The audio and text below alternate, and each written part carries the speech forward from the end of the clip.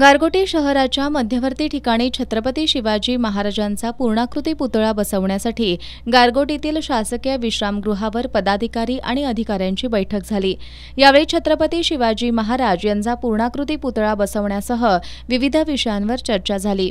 गारगोटीमधील सर्वपक्षीय पदाधिकारी शिवप्रेमी यांनी एकत्र येऊन बैठक घ्यावी, तसंच प्रशासनानं जागेबाबतचा प्रस्ताव सादर करावा अशा सूचना खासदार श्रीमंत शाहू महाराज आणि आमदार सतेज पाटील यांनी अधिकाऱ्यांना दिल्या। भुदरगड तालुक्यातील विविध सामाजिक आणि प्रलंबित प्रश्नी खासदारांनी पाठपुरावा करावा अशी मागणी माजी आमदार बजरंग देसाई यांनी केली।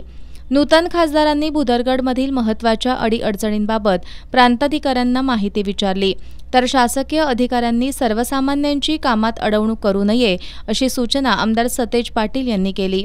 यावेळी प्रांताधिकारी वसुंधरा बारवे, अप्पर तहसीलदार विकास बिक्कड, गटविकास अधिकारी डॉक्टर शेखर जाधव, पोलीस उपनिरीक्षक जीवन पाटील, नायब तहसीलदार डॉक्टर सुशांत कांबळे, उपअभियंता धनाजी कुंभार, काँग्रेसचे तालुकाध्यक्ष शामराव देसाई, सत्यजित जाधव, सचिन घोरपडे, सम्राट मोरे, शिवसेना नेते विजय देवणे, प्रकाश पाटील, शिवराज देसाई आदी उपस्थित होते।